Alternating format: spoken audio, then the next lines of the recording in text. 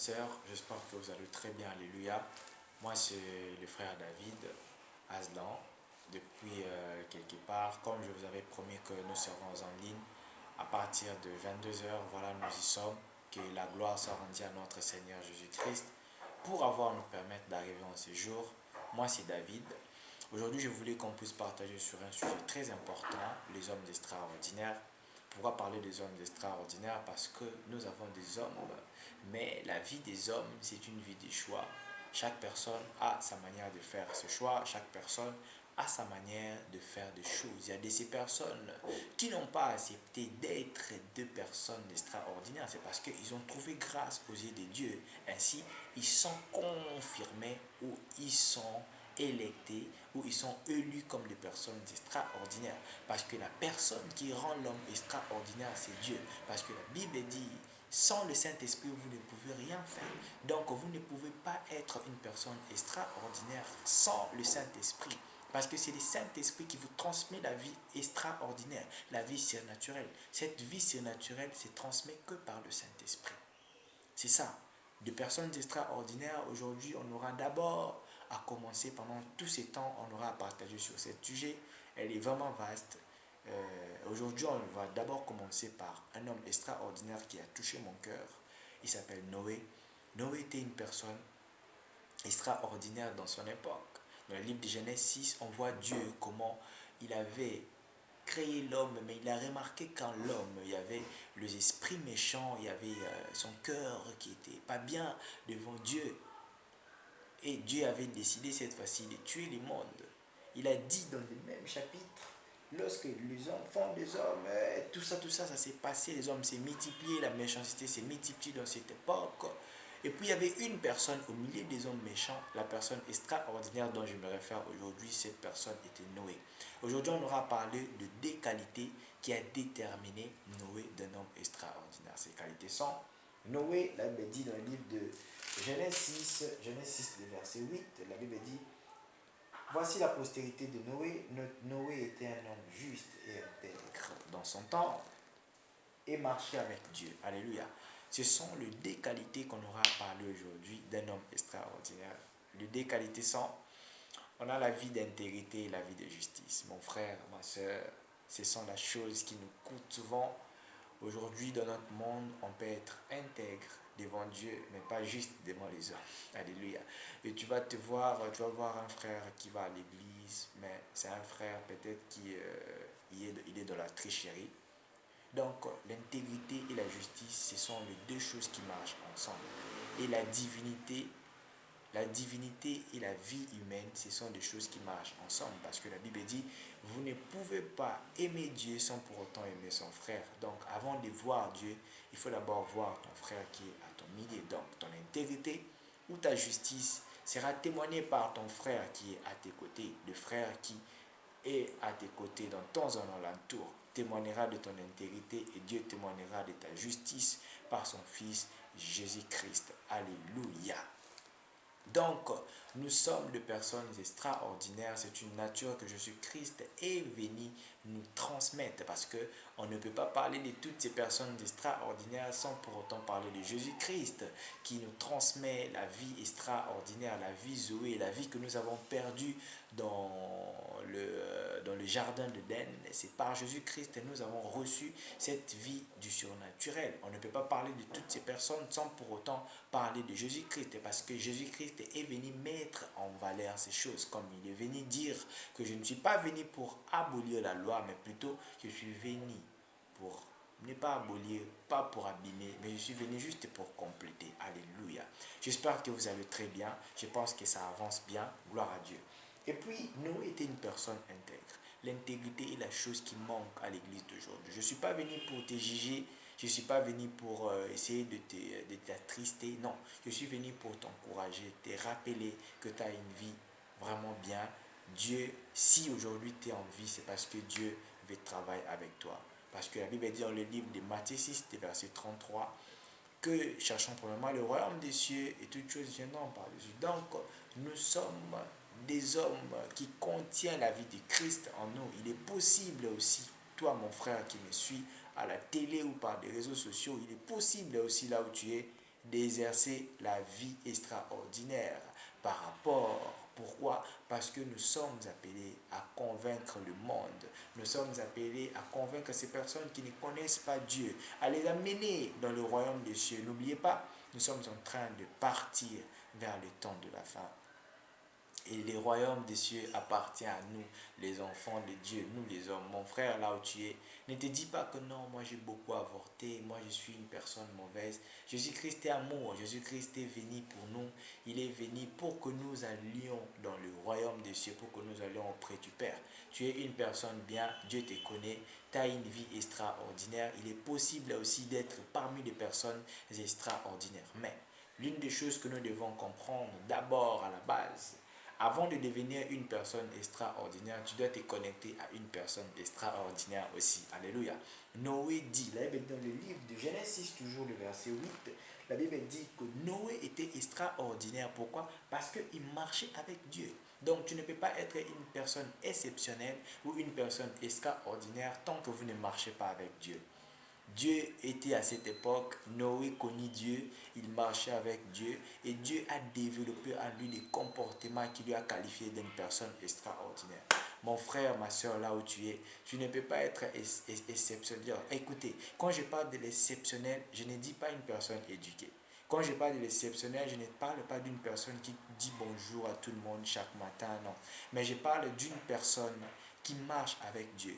Une personne remplie du Saint-Esprit. Parce qu'en étant rempli du Saint-Esprit, en marchant avec Dieu, c'est de cette façon que tu dégages des comportements, tu dégages la chose de Dieu, tu dégages Dieu. Donc, des personnes exceptionnelles, ce sont des personnes qui, lorsqu'ils viennent dans une cité ou dans un milieu, ils changent la température. Le monde était un monde de méchants à l'époque de Noé. Dieu s'est repenti d'ailleurs d'avoir créé l'homme. Mais à cause d'une personne exceptionnelle, le milieu avait changé, l'ambiance avait changé et Dieu avait réinitialisé tout.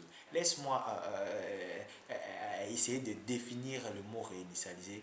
La réinitialisation signifie ramener la chose plus beau qu'avant. Le monde était dans le péché, dans la méchanceté. Mais par une seule personne, Dieu a permis que le monde, Dieu a donné à Noé des instructions et puis Noé a réinitialisé le monde de Dieu. Alléluia. Si tu es une personne exceptionnelle, tu es une personne en mission. Alléluia. Si tu es une personne exceptionnelle, tu es un sentinelle. Si tu es une personne exceptionnelle, tu es une personne de Dieu. Tu es un Dieu. La Bible dit dans le livre de Psaume 82, vous ne savez pas que vous êtes de Dieu. Tu es un représentant, un ambassadeur de Dieu sur cette terre. Ton objectif, ton exception ne signifie pas ne signifie pas une exception et puis tu es une personne réservée. Des personnes exceptionnelles sont des personnes qui ont la chose de Dieu. Et la chose de Dieu ne demeure pas comme ça. Ne se garde pas. La chose de Dieu se dégage pour le bien des autres. Apocalypse 12, le verset 1 jusqu'en bas. On regarde ici la révélation d'une femme qui avait la grossesse. Ici, on parle de Marie. Il avait la grossesse de Jésus-Christ. Il devait enfanter. Mais les dragons étaient en train de le poursuivre. Dieu a donné à cette femme de zèle pour voler. Mon frère, ma soeur, là où tu es, comme tu es une personne exceptionnelle, Dieu te donnera de zèle pour voler au nom de Jésus. J'espère que tu vas très bien et ça avance très bien avec Dieu. Tu es une personne exceptionnelle. N'aie pas peur de cet engagement. Marcher avec Dieu, ça signifie être avec Dieu. Noé était avec Dieu. Une personne qui est avec Dieu n'échoue jamais. Parce que si tu échoues, sache que tu as échoué avec Dieu. Et nous servons un Dieu qui n'échoue jamais, un Dieu de victoires exceptionnelles. Il est un Dieu exceptionnel. Il fera de toi une personne exceptionnelle et tu vas gagner des batailles exceptionnellement. Alléluia. Vous allez très bien. Dieu est en train de faire des choses ce soir. On ne peut pas obtenir cette vie exceptionnelle à l'école. Parce qu'à l'époque de Noé, Noé n'allait pas à l'école. À cette époque, il n'y avait pas l'école, je ne pense pas. Cette vie exceptionnelle n'est pas une vie éduquée, mais c'est une vie surnaturelle. C'est une vie, une personne qu'on ne peut pas attraper, une personne qu'on ne peut pas corrompre surtout. Noé était une personne exceptionnelle. Je vois quelqu'un en train de devenir exceptionnel au nom de Jésus. Devenir exceptionnel, ce n'est pas quelque chose qu'on est avec, mais c'est une grâce que Jésus-Christ nous a amenée. Dieu nous a donné cette grâce d'être enfant de Dieu, de lui recevoir. Quand on lui reçoit, on devient exceptionnel. Parce qu'on ne reçoit pas Dieu à moitié, on reçoit Dieu avec tout notre cœur. Quand tu reçois Dieu, tu deviens Dieu. Alléluia. Quand tu reçois Dieu, tu dégages des résultats de Dieu. Dans ton milieu, dans ton école, là où tu travailles, tu deviens Dieu. Tu deviens Dieu pas pour travailler de ta part, mais c'est pour remplir le royaume des cieux surtout. Alléluia. Des personnes exceptionnelles, ce sont des petits dieux. Des personnes qui peuvent faire des choses comme Dieu. Dieu te met en mission pour gagner le monde. Je suis un photographe et je suis une personne exceptionnelle, je vous le confirme, parce que j'essaie de convaincre le monde par ce que Dieu a mis en moi. Alléluia. C'est ça la vie exceptionnelle. Et on ne peut pas avoir cette vie exceptionnelle à l'école ou à l'université. Cette vie exceptionnelle, nous l'avons en Jésus-Christ. Nous sommes dans le livre de Genèse, le livre de Jean 3. Ici, on voit une personne au nom de Nicodème. Nicodème, il était une personne bien. Il était bien, c'était un fiscaliste, si je ne me trompe pas, à son époque. Une personne bien qui, je dirais, il gagnait bien, une personne instruite. Mais ce qui a fait que Nicodème ne connaissait pas comment vivre une vie exceptionnelle. Dieu l'a dit, Jésus-Christ l'a dit, si tu veux devenir exceptionnel, tu dois rentrer dans le ventre de ta mère et renaître de nouveau. Il a compris ça par son intelligence.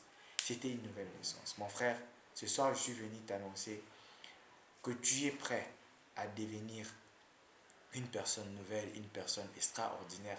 Mais la meilleure façon d'entrer, la porte d'entrée pour une vie extraordinaire, c'est d'accepter Jésus-Christ comme ton Seigneur et Sauveur.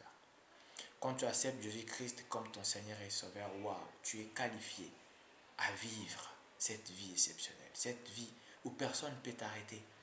Jésus-Christ dit d'ailleurs à Nicodème, il dit, tu es une personne née de nouveau, c'est une personne qui est pareille à un vent. Il est comparable à un vent, personne ne peut l'arrêter. Tu n'es pas encore exceptionnel, mon frère, parce que tu es avec la maladie. Tu n'es pas exceptionnel parce que tu n'es pas encore exceptionnel parce que tu vis avec des problèmes. Tu as des problèmes financiers. Tu n'es pas exceptionnel parce que tu as des problèmes qui t'embrillent. Je ne sais pas qu'est-ce qui t'embrille. Cela ne veut pas dire que si tu es une personne bien, que non, tu as des problèmes. Tu es stérile là où tu es, peut-être tu m'entends. Tu as des problèmes dans ton mariage. Peut-être tu es parti aller chercher des gens par-ci par-là. Et tu n'as pas encore la solution. Ce soir, je suis venu pour te donner une solution. La vie exceptionnelle, nous l'avons comme Jésus-Christ. C'est lorsque nous recevons Jésus-Christ comme Seigneur et Sauveur. Nicodème a accepté Jésus-Christ comme Seigneur et Sauveur. Et c'était depuis ce jour-là que sa vie avait changé. Ce soir, Jésus te donne l'opportunité de devenir exceptionnel. De dire, à déplacer des montagnes. Je sais que c'est possible aussi que tu dépasses la montagne de la stérilité. La montagne de quoi pas du célibat. Je ne sais pas les problèmes où tu passes. Jésus-Christ est venu ce soir pour t'accorder la vie. Il avait dit, celui qui prend mon corps a ma vie. Jésus-Christ est venu pour te donner sa vie. Il était mort à la croix et là il avait dit, il s'est fait malédiction pour que nous soyons bénis. Donc tu ne peux pas vivre la vie exceptionnelle, une vie heureuse, une vie de bien sans Jésus-Christ. Tu vis une vie d'abondance, mais tu n'es pas béni parce que Jésus-Christ n'est pas dans ta vie. Ce soir, je suis venu t'annoncer Jésus. Tu dois recevoir Jésus-Christ comme ton Seigneur et Sauveur pour dégager la joie. Ou peut-être tu essayes de forcer cela parce que tu n'as pas la nature de Jésus-Christ. Jésus-Christ est venu ce soir à la porte de ton cœur et frapper. Si tu me suis, peut-être tu n'as pas encore reçu Jésus-Christ comme ton Seigneur et Sauveur. Fais cette prière après moi. Seigneur Jésus, je viens dans ta présence. J'ai été un pécheur et je reconnais que j'ai péché contre toi. Ce soir, je veux te recevoir comme mon Seigneur et mon Sauveur. Je t'ouvre mon cœur, entre et prends en soi. Sois mon Dieu pour toujours. Je te reçois comme mon Seigneur et mon Sauveur. Fais de moi aussi une personne exceptionnelle qui va impacter mon milieu. Au nom de Jésus. Amen. J'espère que vous allez très bien. Suivez-nous déjà chaque jour.